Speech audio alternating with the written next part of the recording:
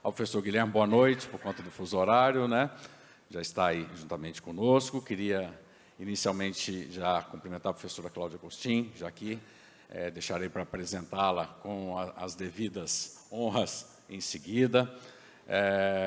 Nós estamos aqui no painel de encerramento do nosso SINED, Simpósio Nacional de Educação Pública, e é uma grande alegria estar ao lado aqui desses dois grandes nomes, duas grandes referências na educação, dois pensadores da educação que se expõem seus pontos de vista, sempre visando a transformação para executar as promessas que a Constituição brasileira trouxe aos nossos cidadãos e, sobretudo, às nossas crianças, também aos nossos adolescentes, enfim, professor Dr. Guilherme Linchan e a professora Cláudia Costin.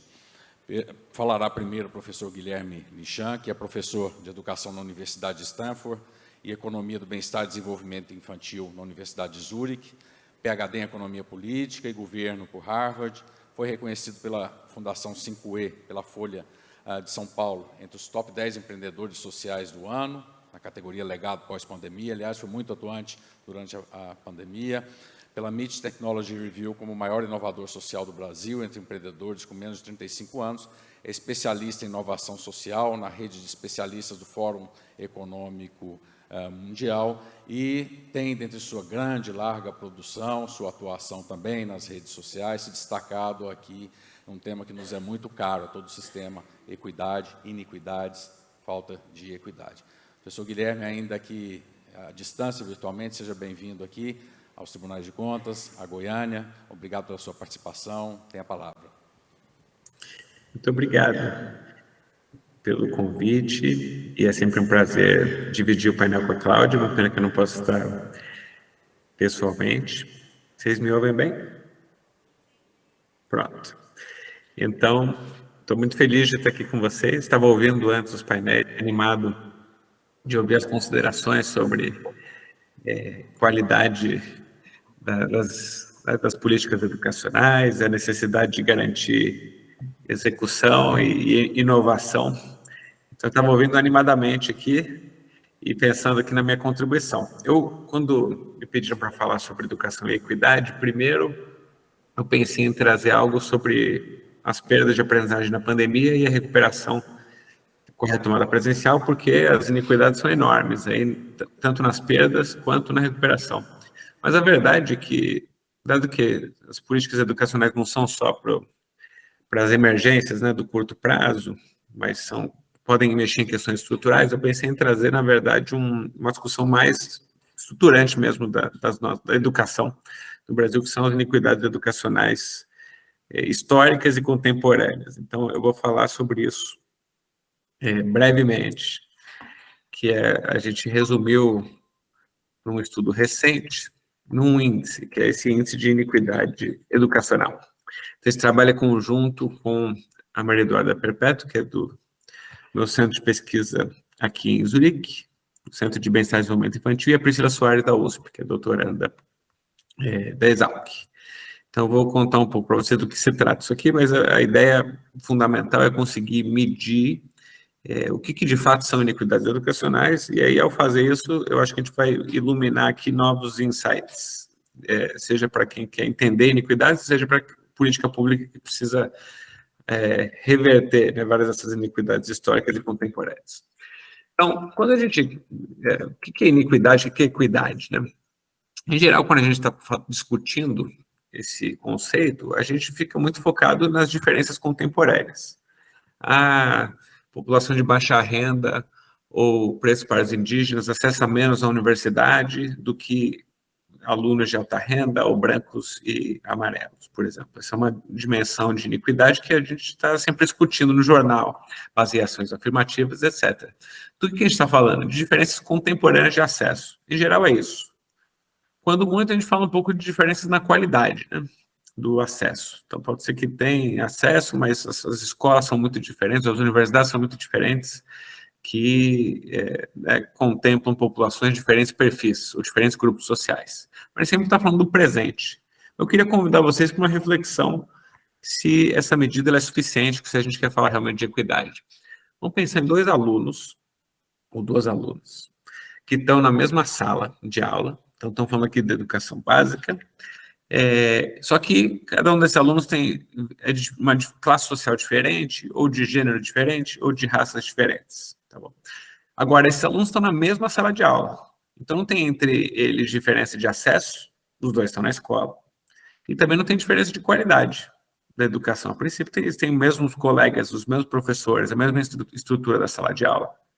A princípio, não tem iniquidade na dimensão que a gente estava dizendo aqui, só de acesso ou de qualidade contemporâneos. Mas a verdade é que é muito provável que os insumos que formam o capital humano dessas duas crianças sejam ainda assim muito diferentes, mesmo eles estando dentro da mesma sala de aula, na mesma escola. Primeiro, porque se eles forem de diferentes grupos sociais, presumivelmente tem diferença de renda familiar de cada uma dessas crianças. Isso vai se refletir na qualidade da experiência educacional dessas crianças. Para dar um exemplo extremo, se elas forem adolescentes, a criança da família de baixa renda já pode ter que trabalhar para ajudar no sustento de casa. E apesar de estar na mesma escola, na mesma sala de aula, enquanto uma vai estar estudando depois da aula, a outra tem que trabalhar. E provavelmente isso significa que ela não tem a mesma possibilidade de ascender dentro da escola e futuramente também de usar esse capital humano para acessar retornos da educação. Ainda, se elas vêm de diferentes grupos sociais e os seus pais não tiveram as mesmas oportunidades lá atrás de acessar a educação e a educação de qualidade, então esses pais vão ter dificuldade, diferente de contribuir para a sua educação, de ajudar na lição de casa, às vezes até de ter livros em casa, de incentivar essa criança. Então, isso também, apesar de elas terem a mesma sala de aula, elas não têm a mesma experiência educacional. Por fim, esses grupos sociais, eles têm diferentes, acesso histórico diferente à educação, uma dessas crianças pode ter aspirações diferentes. Pode falar, bom, não tem ninguém do meu grupo social que conseguiu chegar até a universidade. Então, eu estou na mesma sala de aula que a outra, mas eu não tenho essa mesma aspiração.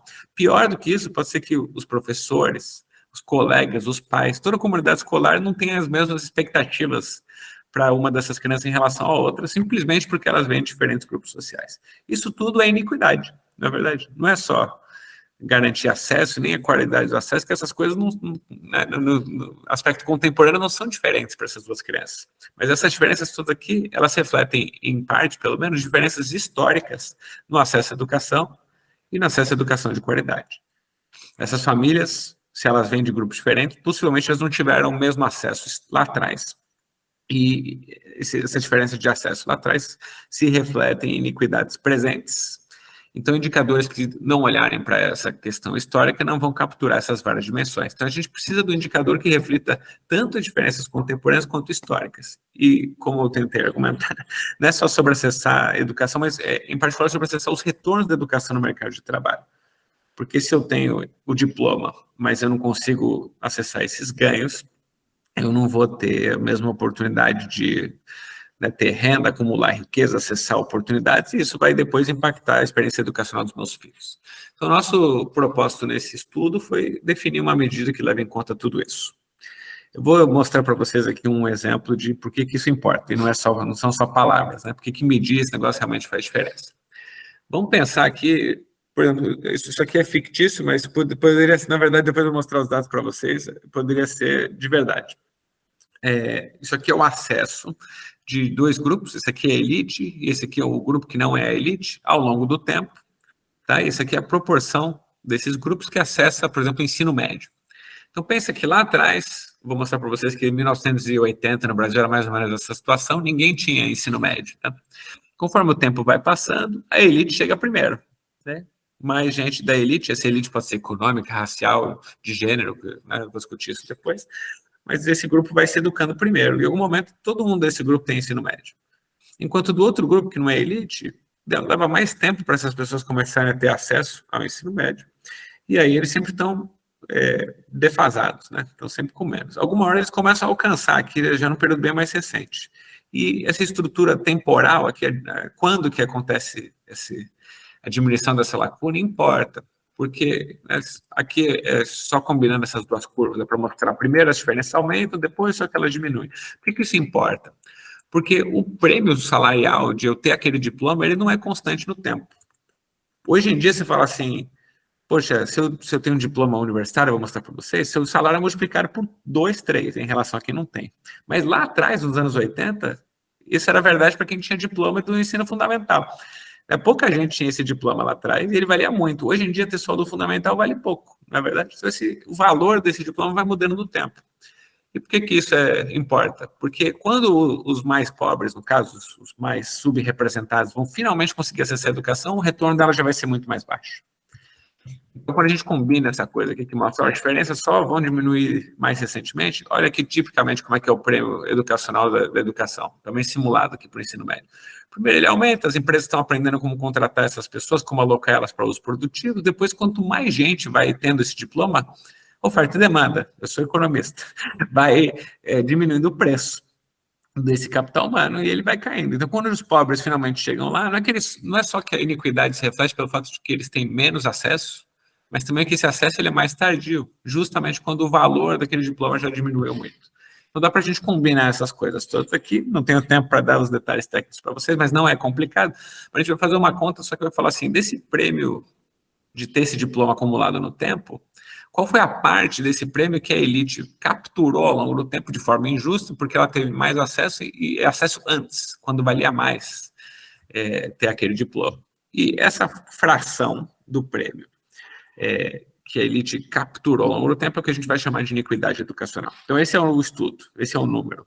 E daqui a pouco eu vou mostrar esses números para vocês e acho que vocês vão ficar tão chocados quanto eu. Essa história que eu contei, ela ainda é um pouco simplificada demais, porque vocês viram que, ou não sei se deu para ver, mas eu assumi que a única diferença que tinha entre quem era da elite e não era da elite era chegar lá, né? Ter acesso. Ter acesso e chegar antes ou depois. Mas eu assumi que ter um diploma vale a mesma coisa para todo mundo, num determinado ponto do tempo. Me formei hoje na faculdade, então é isso que eu espero que aconteça com o meu salário. Mas é verdade que aí tem uma outra fonte de diferença, não é mesmo? Se eu sou da elite, muitas vezes, eu vou mostrar os dados para vocês, com o mesmo diploma daquele ciclo do ensino médio, do superior, eu ganho muito mais do que quem não é da elite, que tem esse mesmo diploma. Por uma série de motivos. Pensa no ensino médio. Um jovem branco de alta renda com diploma de ensino médio, em geral, se ele parasse ali, ele ganha mais do que um jovem preto pardo indígena de uma família de baixa renda. Porque, em geral, estudaram em escolas diferentes. O diploma é o mesmo, né, de ensino médio, mas um é de uma escola privada de ponta, outro é de uma escola pública, às vezes de baixa qualidade. Então, a qualidade da escola importa para a remuneração futura. Habilidades socioemocionais que esses jovens construíram em casa e na escola vão importar também. Diferença de conexões e redes profissionais também super vão importar. Então, com o mesmo diploma, se eu acesso redes diferentes, eu vou ganhar diferente. E tem toda a história do currículo invisível, sobretudo no que é isso? No ensino superior, não basta ir nas aulas e tirar boas notas, né? Eu preciso pensar no meu estágio, como me conectar, onde eu vou trabalhar depois. E tudo isso, famílias mais privilegiadas podem te apoiar, né? Você sabe como navegar. Em particular, se você é o primeiro da sua família a cursar uma universidade, você não sabe esse currículo e isso vai te prejudicar.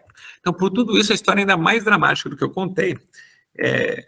Né, a versão disso aqui, se eu puder ter prêmios diferentes para quem é da elite e não é da elite, é que eu posso acabar tendo uma situação em que a elite captura mais que 100% desse prêmio aqui. Tamanhas as diferenças de prêmio de um e de outro. Então, agora eu vou mostrar para vocês, muito rápido, os padrões que a gente tem dessas várias partes que formam o índice, e depois eu mostro qual o tamanho desses números para vocês. Então, muito bem. Eu não vou pular essa parte de quais são os dados, mas eu vou mostrar as principais tendências para vocês. Isso aqui vocês já sabem. O Brasil, de 80 a 2019, logo antes da pandemia, mas isso seguiu sendo verdade, estão em 40 anos. O brasileiro médio passou de ter só o ensino fundamental, 4 anos de escolaridade, para ter quase o ensino médio completo, né? Então, o Brasil se escolarizou muito, em média, ao longo do tempo. Mas, como vocês já sabem, né, essa coisa ela foi acontecendo de forma desigual. Então, aqui, primeiro, vê que no fundamental a gente, né, fez muito mais progresso. Isso aqui eu sempre estou olhando para a população que já é adulta, tá? Então, de 25 a 55 anos.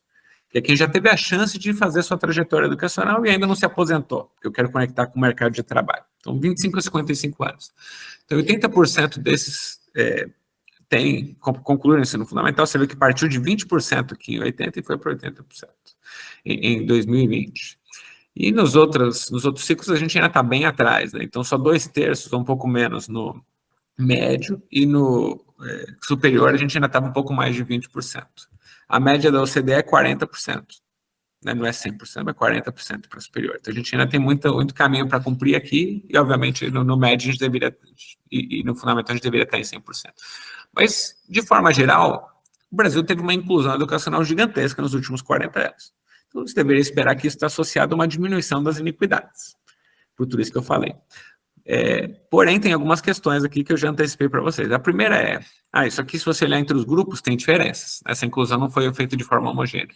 Entre as mulheres, você não vê diferenças que talvez você pudesse esperar. As mulheres, elas, tirando algumas poucas exceções lá atrás, em 80, elas têm mais acesso à escolaridade do que os homens. Tanto no fundamental, quanto no médio, quanto no superior. Elas acessam muito mais. Mas aguardem para vocês verem o que vai acontecer com a remuneração. Mas elas acessam muito mais. Já nas dimensões racial e econômica, a história já é diferente. Então, aqui eu estou comparando os 10% mais ricos, com base nas condições do domicílio, ativos, nas características todas do domicílio, com os 90% mais pobres. E as diferenças são gritantes. Então, você vê que já em 80, os 10% mais ricos tinha mais de 60% deles com diploma de fundamental. E 0% dos 90% mais pobres, né, basicamente. Ao longo do tempo, os mais pobres passam a ter diploma de fundamental também. Hoje em dia, ainda são 60 e poucos por cento. Só que os mais ricos seguem aumentando também. Então, esse gap diminui, mas ele ainda é muito grande. E a mesma coisa vai acontecer nas outras etapas, mas ainda mais dramático, porque no médio, esse gap ele diminuiu pouco, e no superior, ele aumentou. Então, você vê 20% dos mais ricos tinham diploma de superior já em 80 e hoje são 50%. Enquanto os mais pobres, ficou zero por um tempão. Só a partir dos 2000 começou a aumentar, mas ainda é uma coisa tipo 10%. Então, as desigualdades aumentaram em acesso aqui. Apesar de, na média, parecer que era uma história de muita inclusão, quando a gente compara grupos sociais, não necessariamente diminuíram. Racial também são histórias parecidas. Uma pequena diminuição da diferença entre brancos e não brancos. No fundamental, nenhuma diminuição no médio, um aumento das desigualdades no tempo no superior. Isso é interessante, porque as cotas são política recente, nos últimos 20 anos, e elas ainda vão demorar para se refletir na população adulta, né? 25 a 55. Além do que, para falar a verdade, as cotas elas aumentaram a participação dos partes indígenas, mas a participação dos brancos cresceu na mesma proporção. Então, ela não mexeu em nada em desigualdade de acesso, na verdade. Mas essa não é a história de hoje. O prêmio salarial, o que aconteceu com ele no tempo? Ele caiu, como eu já tinha antecipado para vocês, em todos os níveis. No fundamental, ele já não era... Sabe, isso aqui quer dizer que quem tinha um diploma de fundamental nos anos 80 ganhava 1,5 vezes o que ganhava alguém que não tinha esse diploma. E aí isso aqui foi caindo ao longo do tempo. Hoje em dia não é irrelevante, mas é menos do que o dobro, né? No fundamental. No médio já é um pouco melhor, mas já é bem menor também do que era lá atrás, e o diploma superior ainda vale muito, tá vendo? Ele vale hoje, se você tem diploma superior, você ganha 2,5 vezes do que quem não tem. Mas essa já era 4 vezes lá atrás, né? Então caiu muito. Isso importa porque, como eu falei, por mais que a queda do retorno, você pensa que é favorável, porque os ricos tendem a ter mais aquele diploma, a verdade é que os mais pobres, justamente quando eles chegaram, esse prêmio já diminuiu muito. Mas é pior do que isso, porque esse prêmio é muito desigual. Então, aqui está mostrando a diferença nesse prêmio entre elite e não elite. Aqui é para elite econômica, os 10% mais ricos, eles ganham, ainda hoje, né, não, isso aqui é a diferença, na verdade, entre os mais pobres e os demais. Os mais pobres ganham metade só do que ganha a elite para o mesmo diploma. Então, tem um diploma de qualquer coisa, fundamental, médio, superior, quem não é da elite ganha metade daquele valor. E essa história é muito parecida para as outras dimensões. Aqui é racial. Quem é preto, pardo, indígena ganha metade com o mesmo diploma do que quem é branco ou amarelo. E aqui, para homens e mulheres, é ultra dramático. Então, os homens chegam a ganhar, 3 vezes quase do que ganha uma mulher com diploma de fundamental. É invertido aqui a lógica, né? Em geral, a diferença é maior no superior, mas a verdade é que isso aqui tem a ver com mulheres que não trabalham, o que é muito mais comum, né, no Brasil. Você faz só o diploma do fundamental, se formou, não seguiu avançando, e aí você ganha 0, porque você está... Né, a gente não computa, né, quanto é o valor do trabalho em casa, de todas essas ocupações de auxílio, de cuidado, né? Então, como isso tudo não é computado como renda ou como PIB, as mulheres com o mesmo diploma ganham muito menos do que os homens. Os homens ganham o dobro do que as mulheres com o ensino superior e muito mais ainda com os outros diplomas. Então, isso aqui vai gerar iniquidade gigantesca que eu quero mostrar para vocês esses resultados agora. Então, esse é o meu slide mais importante e meu penúltimo, vamos dizer assim, para simplificar minha apresentação. Só que o quanto a elite capturou em cada etapa, ao longo, desde 1980 até 2019, em cada uma daquelas comparações sociais. Então, vou começar com raça, que só porque acho que é mais simples, e depois eu vou comentando das outras. Então, raça. Brancos e não brancos versus pretos para os indígenas desde 1980. No ensino fundamental, os brancos e amarelos capturaram 55% dos retornos da educação, mais da metade em relação aos pretos para os indígenas. Porque eles tinham mais acesso, tiveram acesso mais cedo, quando o prêmio da educação era mais alto, e porque com o mesmo diploma eles ganham muito mais. Esses são os 3 fatores. E esse é um número, mais da metade do que tinha disponível do prêmio médio do ensino fundamental, os brancos capturaram desde 80. No médio, é 35%, no superior é 14%. Essa tendência vai ser regular aqui em todas. Você vê, por exemplo, que no superior, esses números são menores do que nos outros. Por quê? Eu vou falar até um pouco, vou reforçar esse ponto depois. O acesso ao superior, ele é um privilégio até para os ricos no Brasil, até hoje, e principalmente historicamente. Então tem menos espaço para ter iniquidade ali. Onde que a iniquidade reina? Onde os ricos têm muito acesso. Porque, como a gente viu, não é só que eles chegaram primeiro, chegaram muito, muito antes, e com muito acesso e ganhando muito mais. Então, curiosamente, as iniquidades estão muito mais concentradas aqui. Vamos olhar para outras comparações para vocês verem o tamanho desse negócio. Então, por gênero. Você vê os homens, eles capturaram desde 80 mais de 100% do retorno médio da educação em relação às mulheres, porque eles ganham muito mais, como eu mostrei, 3 vezes mais. Então dá mais que 100% da média por causa dessa desigualdade de ganhos, né? E você vê que está concentrado aqui no fundamental e no médio, e pouco no superior, porque no superior as mulheres têm mais acesso e também não tem tanta diferença de pagamento. Por riqueza, isso aqui é uma comparação quase absurda, né, dos 10% mais ricos com os 90% mais pobres, mas você vê que esses números são 144%, 94%. Mas olha isso daqui. Essa comparação eu quero chamar a atenção. É homens brancos versus mulheres pretas pardas indígenas. Então, eu estou olhando para as 2 dimensões simultaneamente, raça e gênero. Porque a desigualdade não é só de raça e nem só de gênero, né? Quando essas coisas elas são juntas, elas se amplificam. Então, essa diferença é tão grande entre os homens brancos e as mulheres pretas para os indígenas que ela é maior do que a diferença que tem entre os 10% mais ricos e os 90% mais pobres. Isso aqui é, assim, chocante, né? Ofensivo morar num país que essa é a realidade, que as diferenças por gênero e raça são maiores do que dos 10% mais ricos e os 90% mais pobres. Com isso, eu preciso pular muita coisa aqui por causa do meu tempo, mas eu só quero chamar a atenção para o que isso implica em insights novos para a gente pensar políticas educacionais. São 3 coisas breves. A primeira é, tudo isso que eu falei são comparações entre adultos, 25 a 55 anos. Então, e são diferenças ligadas fortemente por diferenças de acesso à educação na população adulta. Em geral, a gente pensa assim, pô, já saiu da escola, não tem mais a ver com política educacional. Mas tem sim. Primeiro, eu preciso, assim, fortemente pensar em políticas para prevenção de evasão. Isso é verdade não só no ensino básico, como imagino que a Cláudia vai também tocar nesse assunto, mas no superior isso é dramático. Eu não sei se vocês sabem, tem 50%, metade dos alunos que começam a universidade abandonam no primeiro ano. E vou dizer para vocês, 90% de quem está cursando a universidade agora no Brasil é de baixa renda, é o primeiro da família a cursar. 90%. Esses meninos e meninas, esses jovens, abandonam assim a taxas gigantescas. A gente precisa entender por quê. É uma longa discussão, mas a gente precisa prevenir, mudar esse quadro de evasão para diminuir essas diferenças de acesso, principalmente na população adulta. A gente precisa repensar a EJA, que é uma política que vem sumindo, né, nos últimos 10 anos, pelo menos. Sem EJA, a gente vai demorar muito para mexer nessas iniquidades educacionais, porque senão a gente precisa mexer nos jovens para eles ficarem até 50 anos, né? Até mexer nessas estatísticas da população adulta. E ensino técnico profissional, seja para dar oportunidades de acesso e maiores ganhos para os jovens e para os adultos, mas também para mexer na questão da evasão. Segundo insight, parte das desigualdades não é só acesso, eu mostrei para vocês, é salário.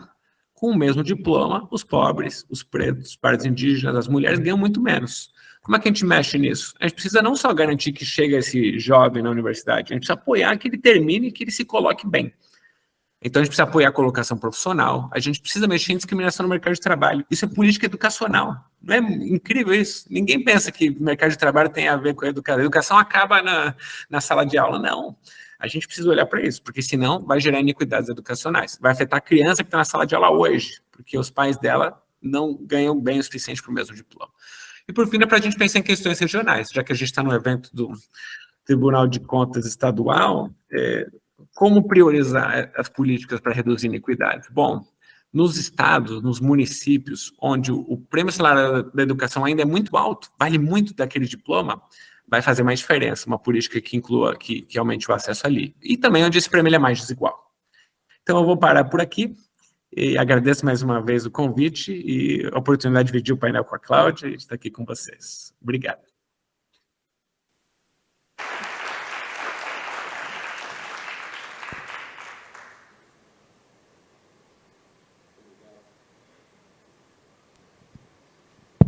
Pronto. Muito obrigado, professor Guilherme. Por mais que tenhamos ideia de toda essa situação, ver números é muito chocante, é constrangedor, como disse a doutora Hélida, né? É admitir que nós estamos falhando nossa missão ao tratar de constatações como essa, e dizia aqui a professora Cláudia, é condenar gerações a ficar se reproduzindo, porque o reflexo da próxima geração que virá, mesmo tendo educação infantil, a primeira infância adequada, já se prende muito a esse histórico, como já foi falado. Muito obrigado por sua disponibilidade de trazer todos esses dados, e fica para nós também mais essa reflexão. Tudo isso que tem que ser mudado, quem nunca perde a disposição para mudar, está aqui do meu lado, nunca perde a disposição, diz a professora Cláudia Agostinho, para querer mudar o mundo, a mania, na verdade, né? A sua virtude de inconformado, de querer melhorar o mundo, sobretudo a educação. Sorte nossa que se dedica à educação, para todos aqueles que lidam com políticas públicas, sejam de Estado, sejam de governo, que acompanham as transformações do nosso Estado nas últimas décadas, tem, com certeza, a referência da professora Cláudia, que dispensa realmente maiores apresentações. Sua dedicação à educação já nos últimos anos é impressionante, de certa forma, e também é encantadora, ao instar à ação todos aqueles que, de uma forma ou outra, têm uma ligação enquanto atores dessa comunidade da educação. Muito formalmente o conteúdo, apesar de dispensar apresentações, da professora Cláudia Agostinho, fundadora e diretora do Centro de Políticas Educacionais da FGV, no Rio, foi diretora global de educação do Banco Mundial, membro da Comissão Global sobre o Futuro do Trabalho da OIT, professora visitante da Faculdade de Educação de Harvard, foi professora na PUC São Paulo, na ENAP, na Escola Nacional de Administração Pública no Canadá, foi ministra da Administração e Reforma do Estado, secretária de Cultura do Estado de São Paulo, secretária de Educação no município no Rio de Janeiro, é articulista em vários jornais, atuante também nas redes sociais, especialista em educação, cofundadora do Todos pela Educação, integra, desde o final de 2020, o Instituto para a Aprendizagem ao Longo da Vida, da Unesco, e o Conselho da Qatar Foundation. Professora, muito obrigado por estar aqui conosco. Tem a palavra. Alô, eu vou pegar o passador de slides e vou falar de pé. Professor gosta de falar de pé. Eu primeiro, antes que ele saia para dormir, porque agora já é de madrugada lá na Suíça, eu queria falar com meu querido amigo, só dar um oi para o meu querido amigo Guilherme Lichan. A gente discute muito educação. Então, o tema que eu só sei falar andando, então não vou nem falar do púlpito, vou falar daqui mesmo. O tema que eu trouxe para a nossa discussão aqui hoje é gestão pública e qualidade da educação, o ideal e o possível para o século XXI. Algumas coisas que eu falei, sem a riqueza de números, dialogam com o que Guilherme Lichan, deixa eu até já também marcar o meu tempo aqui, com o que Guilherme Lichan levantou para a gente.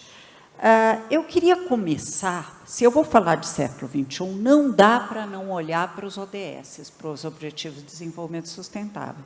E tem um especificamente sobre educação, eu participei da elaboração em 2013 até 2015 dos ODS, um específico de educação que diz que nós vamos, até 2030, assegurar uma educação. Nós, os 194 países que participamos do processo, assegurar uma educação inclusiva, equitativa e de qualidade, e promover oportunidade de aprendizagem ao longo da vida para todos. Esse enunciado parece genérico, mas ele contém um desafio enorme para um país como o Brasil, e acho que o Guilherme mostrou isso bem.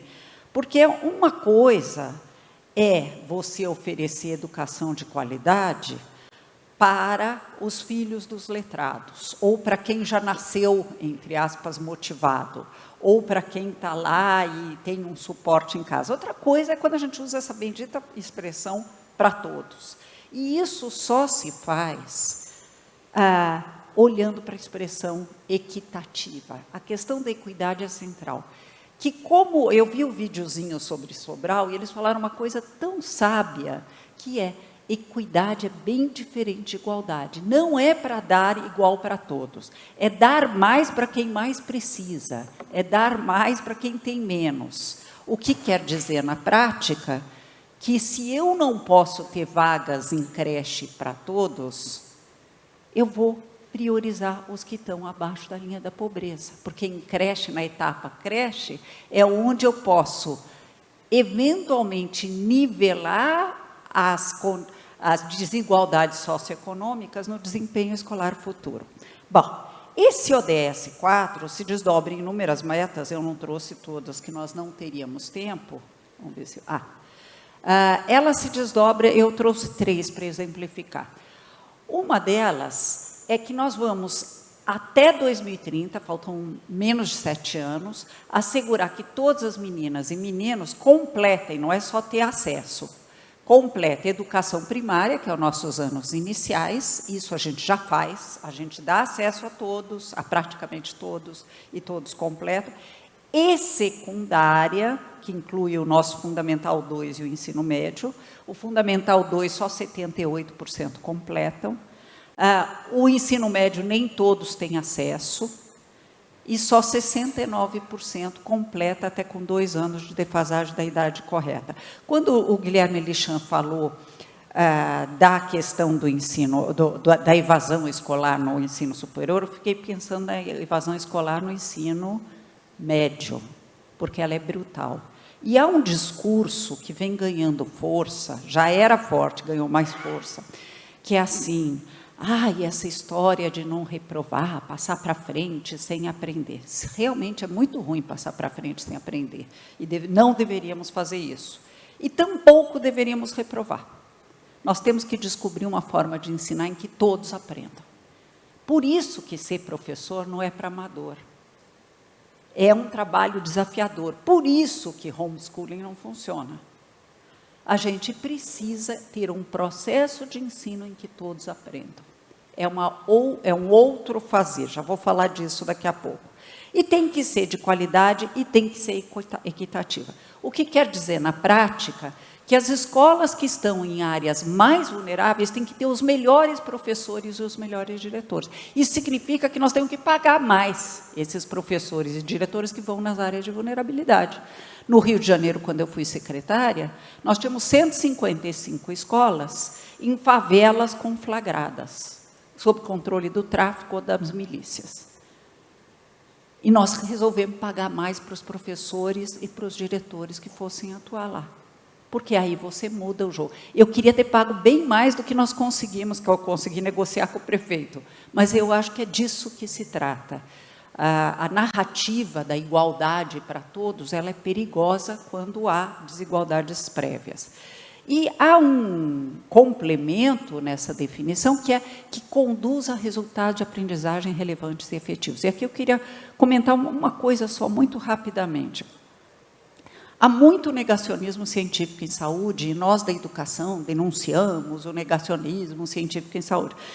Mas há muito negacionismo científico em educação também, e às vezes pelas mesmas pessoas que questionam o negacionismo científico em saúde, como se educação fosse uma arte esotérica.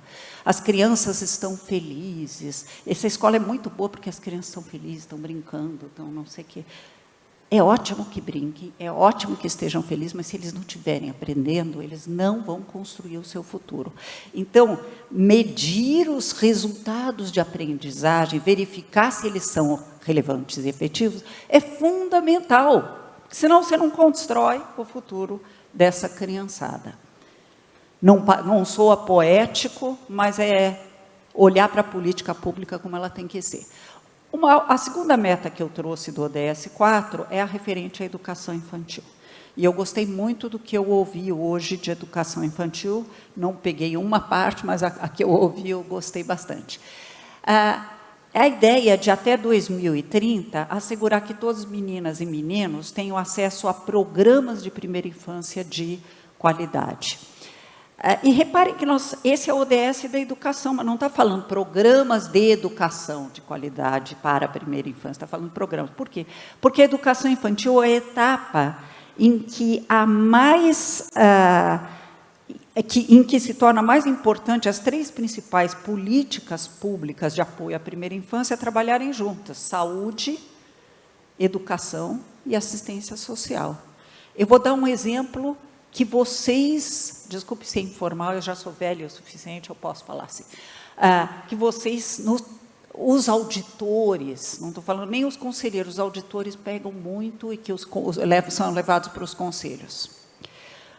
A gente autoriza a entrada de criança em creche com, às vezes, 2 meses, 3 meses.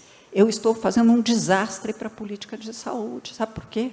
Porque uma criança que entra antes dos 6 meses em creche, com isso eu provoco desmame precoce.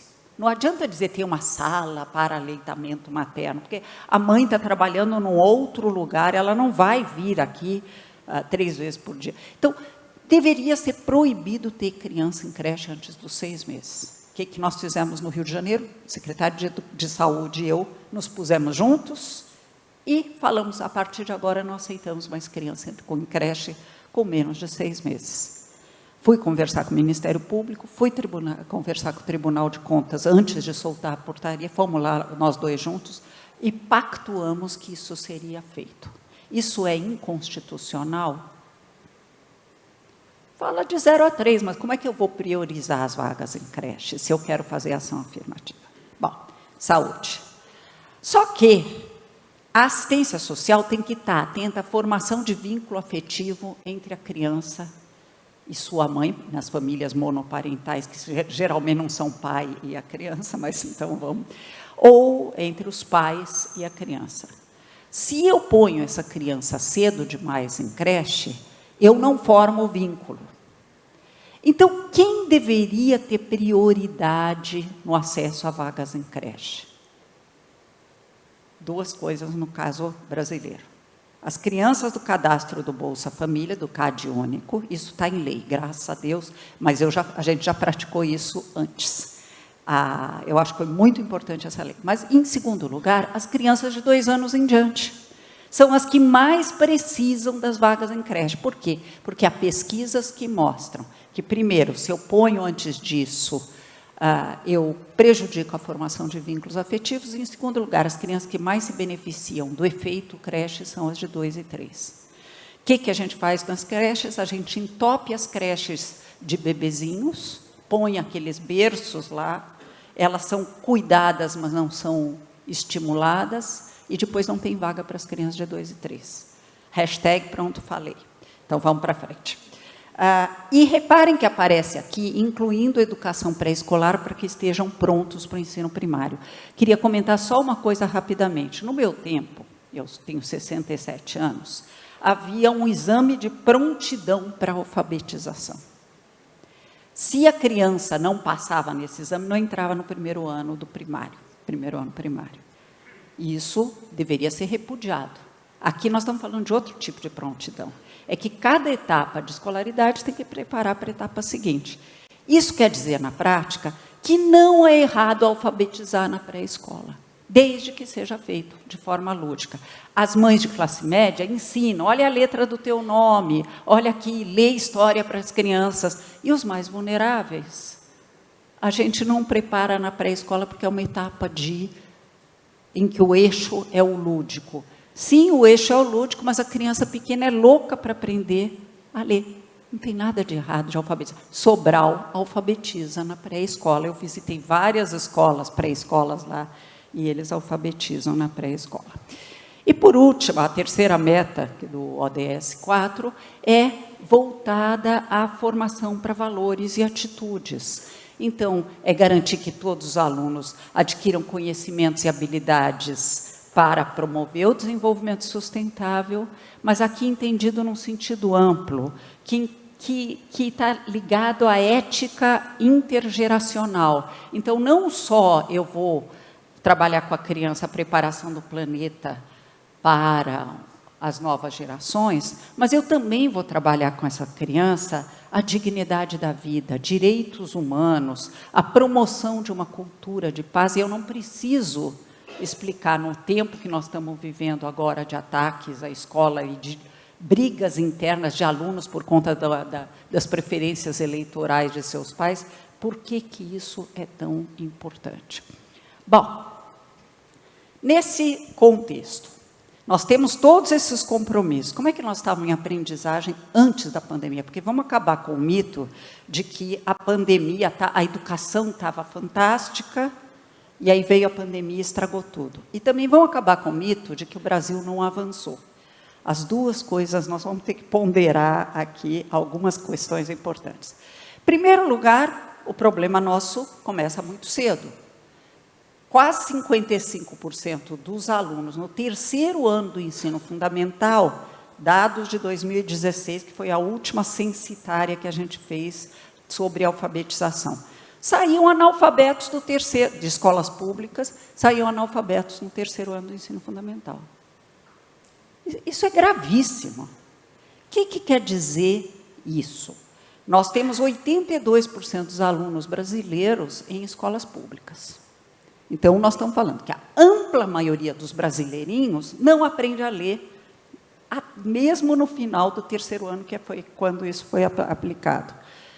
E, para complicar, em 2021, a avaliação que foi feita mostrou perdas enormes no SAEB amostral de segundo ano.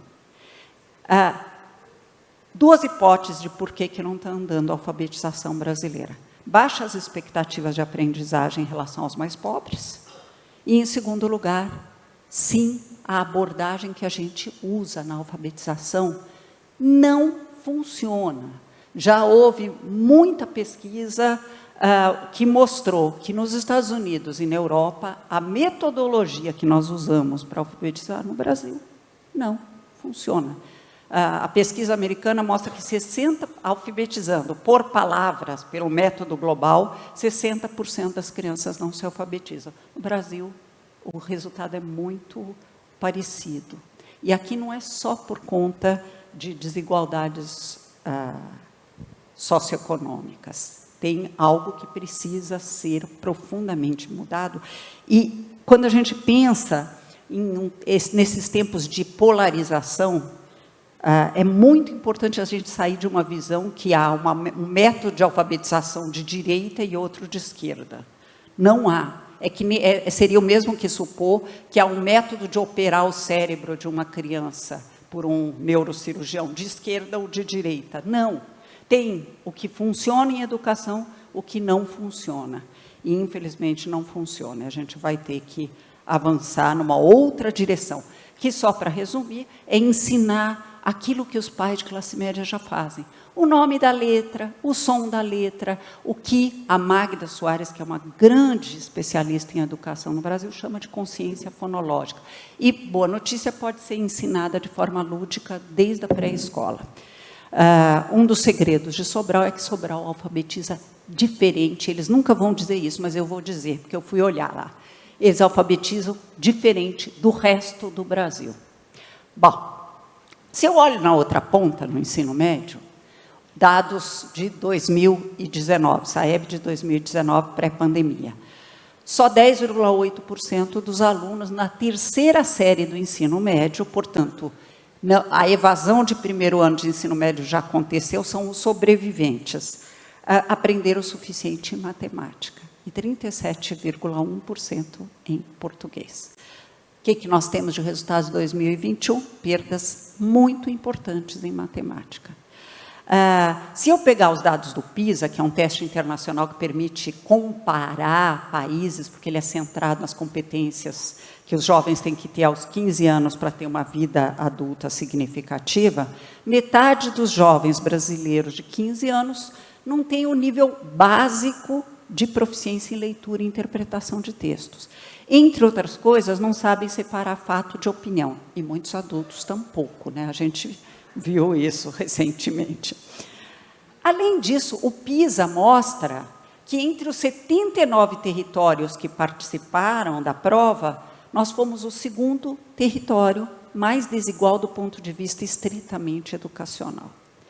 O PISA também aplica questionários para professores e alunos. Perguntaram para os alunos, qual a profissão dos seus sonhos? Quanto por cento diz que gostaria de ser professor? 2,7%. Foi uma das profissões menos ambicionadas. Por quê? Aí vocês vão dizer, como assim por quê? A gente sabe, é por causa do salário. Mas não é só o salário. Tem dois outros fatores que se somam a isso. Os salários, a fragmentação dos contratos.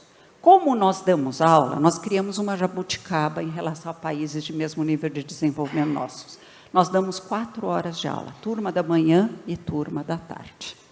Os professores de Fundo 2 e de ensino médio têm contratos de 16 horas num município, 10 horas no outro, então gastam o seu tempo, as suas condições de trabalho, percorrendo escolas. Não estou exagerando.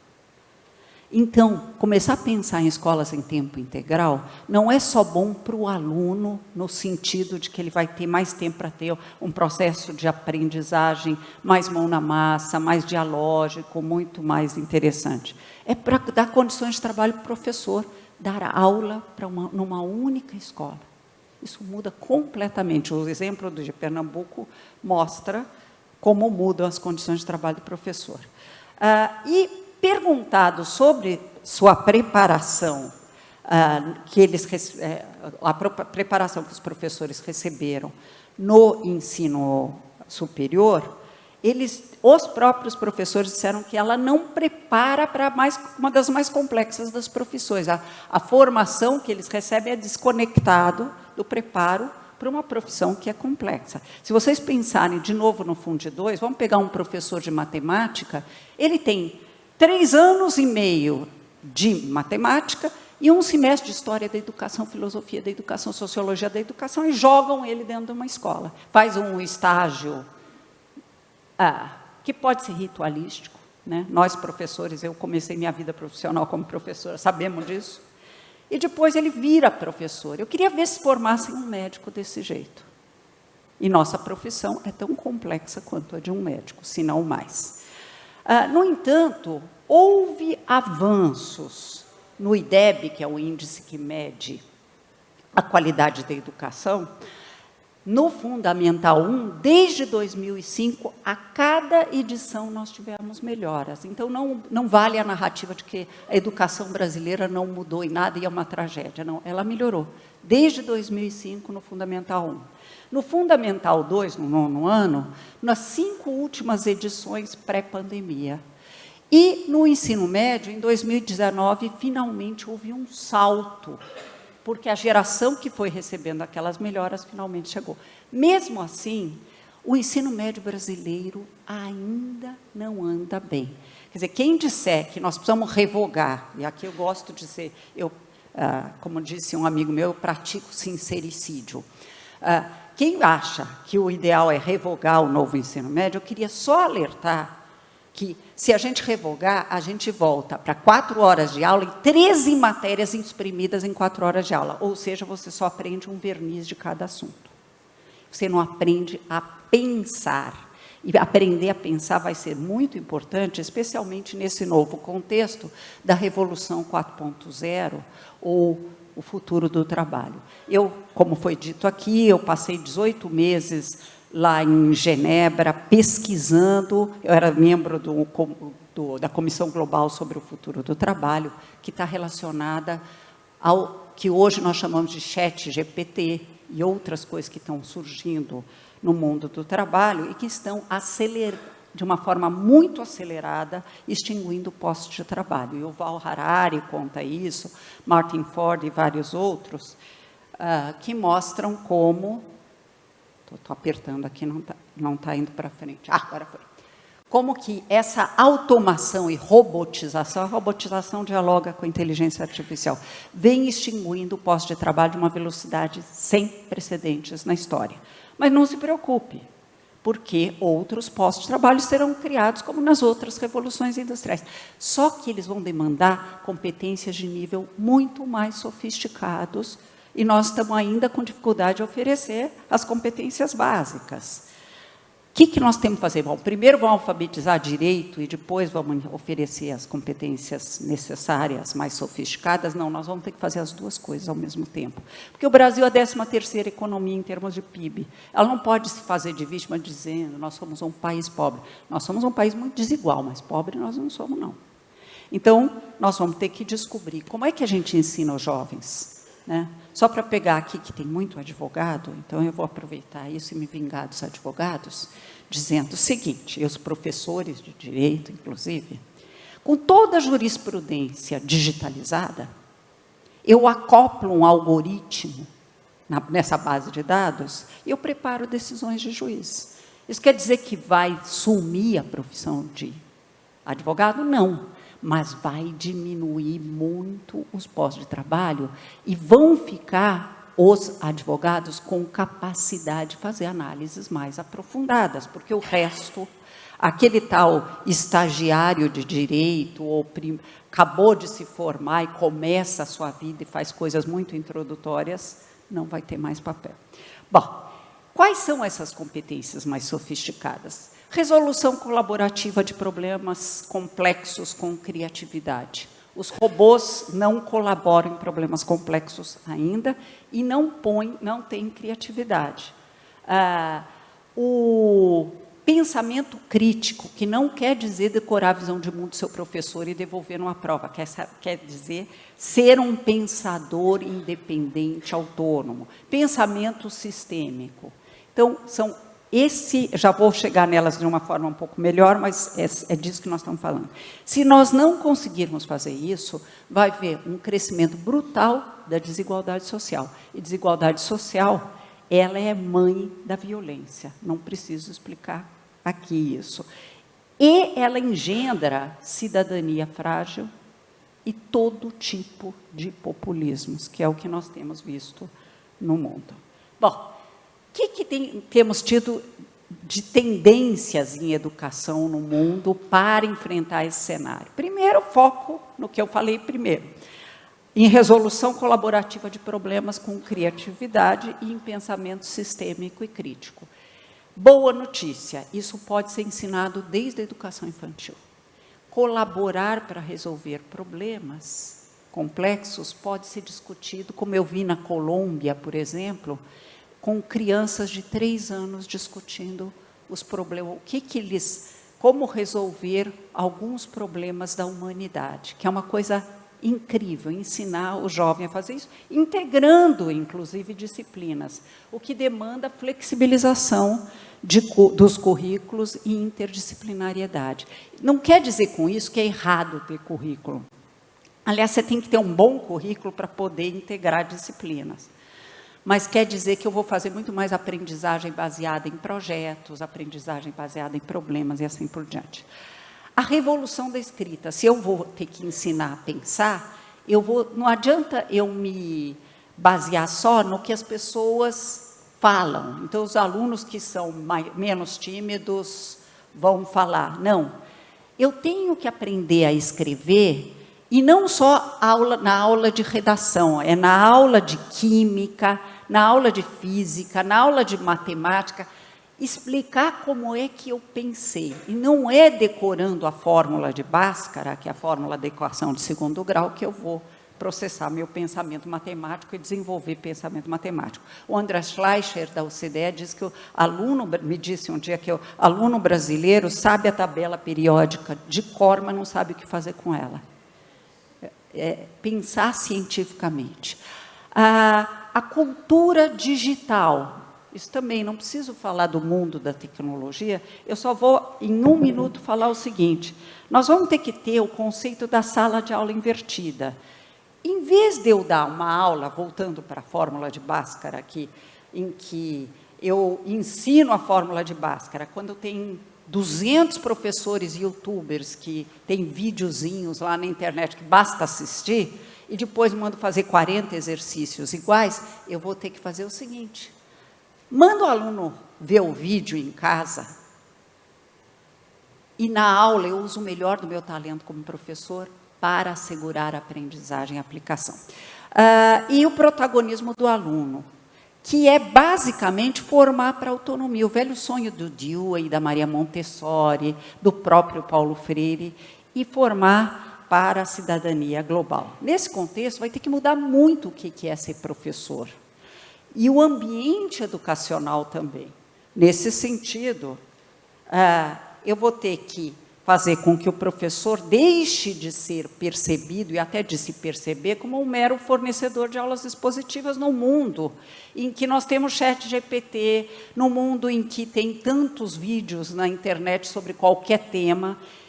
O professor vai ter que usar o melhor do seu talento para ser assegurador de aprendizagens para todos, inclusive para aqueles alunos que não vieram motivados. Aí a dificuldade do papel do professor. Ter orgulho profissional. Hoje, com a imprensa, retrata o professor, não de uma forma malvada, não. Retrata com pena. Tadinho. Veja em que condições que ele trabalha. E isso faz... Nós, professores, e tem alguns aqui, não queremos pena, nós queremos respeito e admiração profissional, uma outra coisa. Mas o pior de tudo é quando o próprio professor desenvolve autopiedade. Então, dar ao professor o direito de ter orgulho profissional. E o que é orgulho profissional? Quando alguém diz, esse é um excelente profissional, ele tem boas práticas. É poder falar das suas práticas, é tematizar as boas práticas, e isso não é contraditório com resolver colaborativamente problemas daquela comunidade escolar, espírito de time. Compensar essa formação inicial que os próprios professores disseram que é divorciada da realidade da escola, com aprendizagem colaborativa, aprender juntos. Por isso que precisa estar numa única escola. Aprender juntos, planejar juntos, e ensinar esse aluno que vai viver esse mundo com extinção acelerada de postos de trabalho em ondas sucessivas, a aprender, porque muitos postos de trabalho que ele pode ter escolhido desaparecerão. Para isso, as escolas têm que estar em turno único. Chega da nossa jabuticaba, escola tem que ser em tempo integral. Hoje o presidente lançou a escola em tempo, os incentivos, 4 bilhões, não vai ser suficiente, mas é um bom começo para colocar as escolas brasileiras progressivamente em tempo integral. No ensino médio, a gente vem avançando aceleradamente nessa direção. Pernambuco, não por acaso, é o melhor estado em ensino médio. Paraíba copiou Pernambuco, o Ceará está em 3º lugar, e muitos estados vêm avançando nessa direção. De uma forma atabalhoada, nem sempre perfeita, mas a transformação não é sempre bonita, ela tem que acontecer e vai se fazendo, aprendendo à medida que vai construindo. O gestor escolar, ele nesse sentido, nesse novo ambiente, ele vai ter que ser, e isso não sou eu que falo, é o Michael Fullan, um grande especialista em políticas educacionais canadense, ele vai ter que ser o responsável pela criação de uma cultura de colaboração dentro da unidade escolar, e o secretário de educação na rede, de colocar a questão da colaboração. O projeto de vida do aluno vai ter que entrar no centro e tem que ter um tempo dentro da grade para que ele seja trabalhado. O aluno é portador de sonhos de futuro e ele, de acordo com o que está na BNCC, ele vamos ter que, no Fundamental 2 e no ensino médio, colocar o projeto de vida do aluno. Boa notícia, quando você coloca o projeto de vida do aluno da maneira certa na grade, os problemas de disciplina desaparecem. Não precisa ter escola cívico-militar para ter disciplina. Se você tiver o projeto de vida do aluno colocado no centro da maneira certa, com tempo e espaço reservado, isso avança. Quer dizer que é errado escola cívico-militar? Eu não acho que é em si errado. As escolas militares têm um bom modelo de ensino, as 14 que são do Ministério da Defesa, mas elas não se transformam, quando a gente transforma o ensino cívico-militar, em algo parecido com as do Ministério da Defesa, e não estamos vivendo tempos de robotizar aluno, porque ele vai viver num mundo em que os robôs vão competir com eles, os alunos. E o professor, cada vez mais como um pesquisador, mas não de temas etéreos, mas sobre a sua própria prática. Bom, tem uma parte toda que eu estou fazendo que nem o... Tem uma parte toda que eu vou pular, mas eu queria só avançar num ponto aqui, que é a importância de se trabalhar em rede com dados. O professor brasileiro não aprendeu a trabalhar com base em evidências científicas, mas ele está aprendendo e precisa aprender mais. O aluno aprendeu, não aprendeu, por que ele não aprendeu, no que ele não aprendeu, para a gente poder avançar. E como os tribunais de contas estão trabalhando com dados em educação, esse diálogo vai ser profundamente importante. Também vai ser importante pensar cada vez mais, daqui para frente não faz mais sentido pensar em concurso público que não seja para 40 horas, porque nós estamos caminhando para escolas em tempo integral, com professores dedicados a uma única escola. Agora, a gente tem que prestar atenção num ponto que nas auditorias vão aparecer, que são esse 1/3 de tempo para atividade extra-classe. Cuidado que, se a gente fizer uma forma purista demais, os municípios não vão conseguir cumprir. Tem que ser uma coisa construída, como a gente faz a construção de vagas em creche. É importante que exista um tempo para planejamento e avaliação dentro da escola. Os países que têm bons sistemas, não é para usar 1/3 para dar aula particular ou mudar de município e para outro município. É para dentro da escola corrigir trabalhos, planejar aulas colaborativamente, assim por diante. A questão da conectividade, aqui eu preciso agradecer ao Tribunal de Contas da União e a parceria com os estados na questão do 5G, do leilão do 5G. Eu acho que isso tem que entrar na agenda política e técnica brasileira com toda a urgência.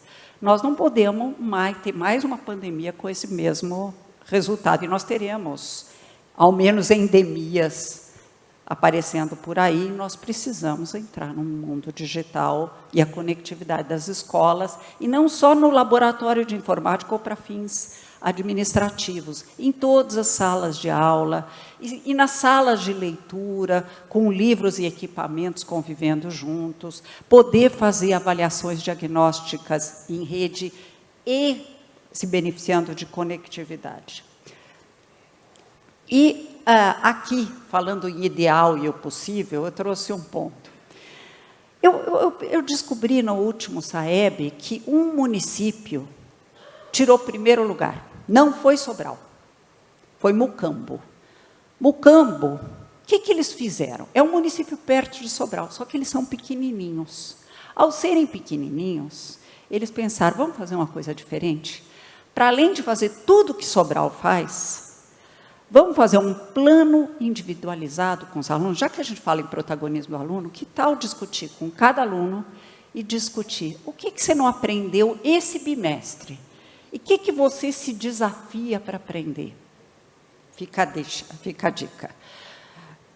Formar coordenadores pedagógicos, que é tem um papel fundamental e a gente não trabalhar as competências socioemocionais ou competências do século XXI. Ó, eu vou parar aqui.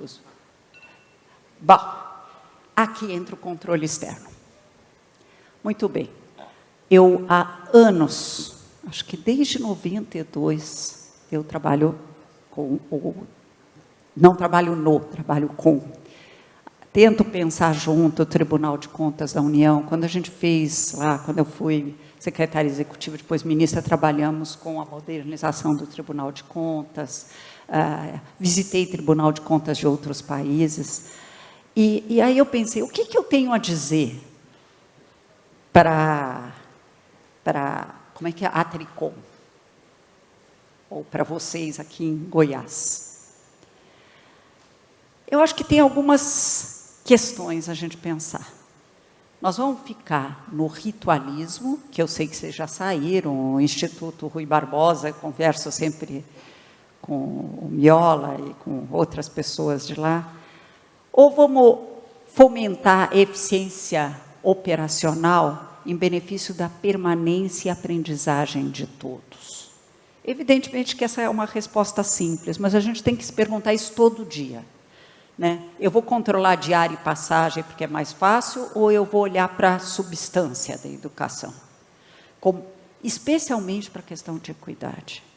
O incentivo à experimentação é muito importante a gente descobrir o que funciona em educação. Para algumas coisas tem pesquisa, mas para outras ainda não tem.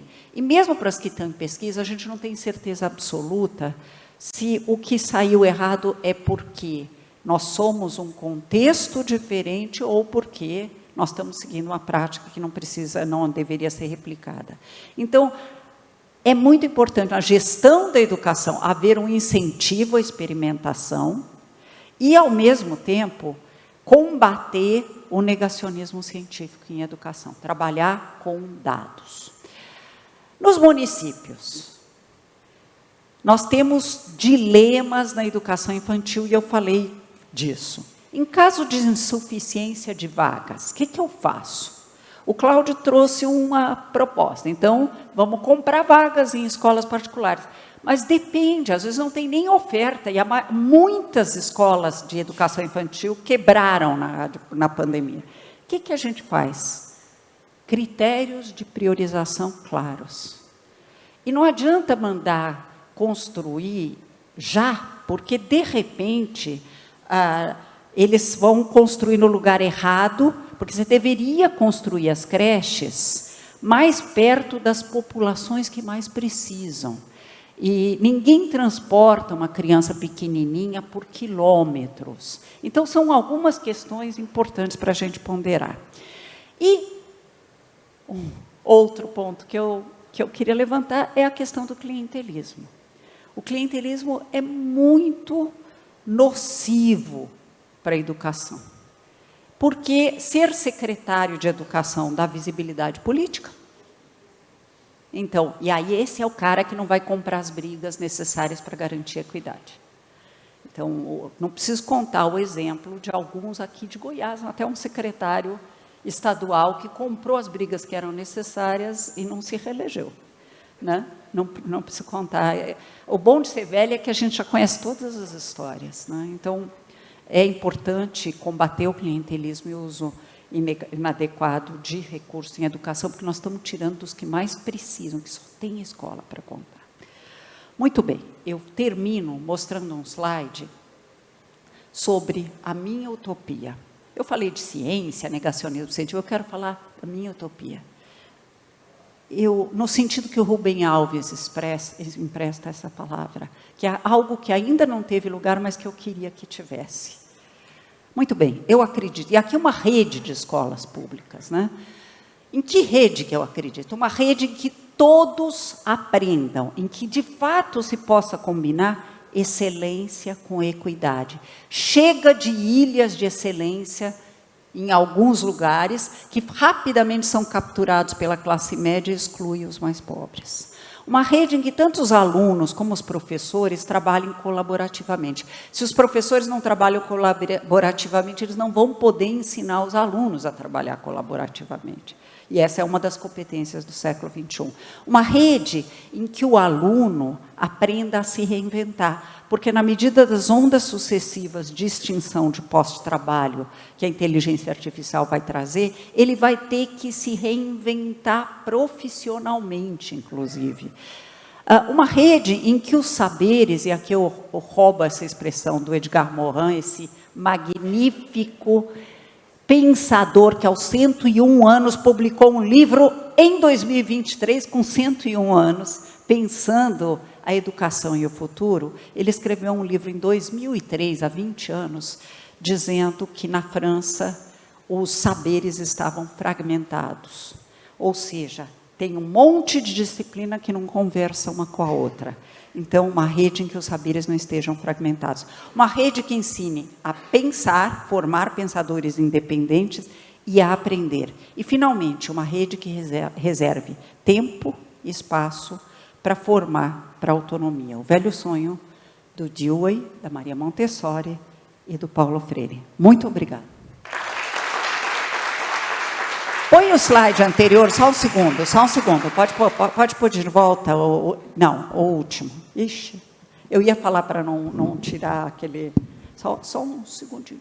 Eu pus aí, enquanto ele vai achando, o último agora, que está escrito obrigado. Isso.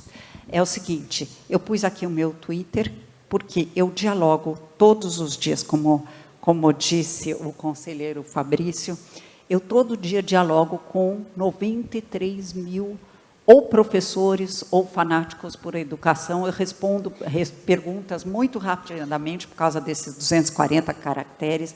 Escrevo só sobre educação, não escrevo sobre os políticos que eu acho mais bonzinhos ou mais feinhos. Eu escrevo só sobre educação, ciência, tecnologia e cultura, pensando nos professores. Muito obrigada.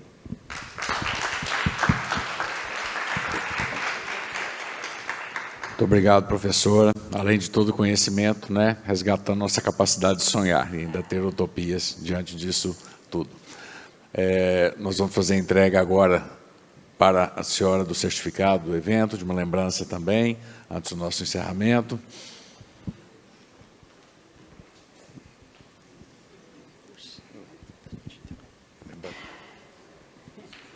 Lembrança regional aqui, ó, nesse cabo na... Da mochila. Seguro para não cair.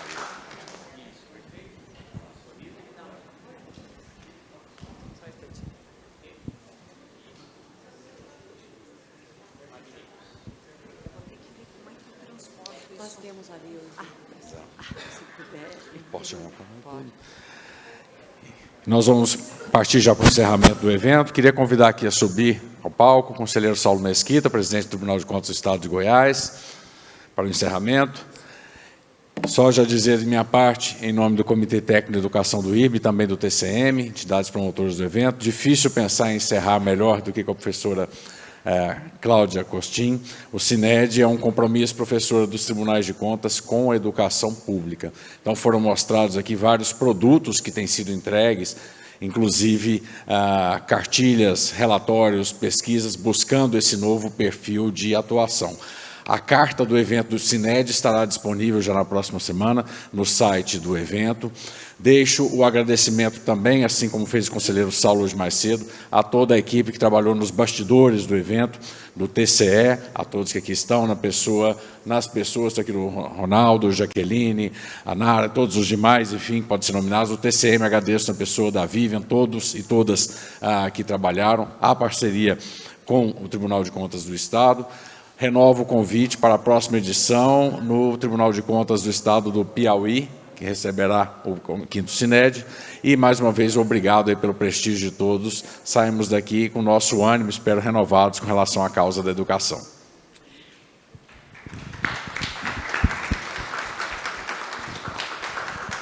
Convido o conselheiro presidente aqui do TCE de Goiás, conselheiro Saulo Mesquita, a entregar ao nosso conselheiro coordenador científico do simpósio o certificado, não é? De participação e pela coordenação, e novamente os nossos agradecimentos e congratulações por essa grade, por essa programação que tivemos no CINED. O conselheiro quer fazer as considerações finais? Presidente Saulo Mesquita com a palavra. Sim, eu quero agradecer a todos que ficaram aqui até esse último momento. Foi uma palestra formidável, né, da professora. Quem ficou até o finalzinho certamente colheu dos melhores frutos. E, bom, como o conselheiro Fabrício disse, foi fruto de uma parceria do TCE com o TCM e o IRB, e eu tenho certeza que os resultados foram os melhores possíveis. Esperamos estar juntos novamente, então, no próximo ano, no Piauí. E, mais uma vez, muito obrigado pela presença de todos, foi uma grande satisfação, uma boa noite.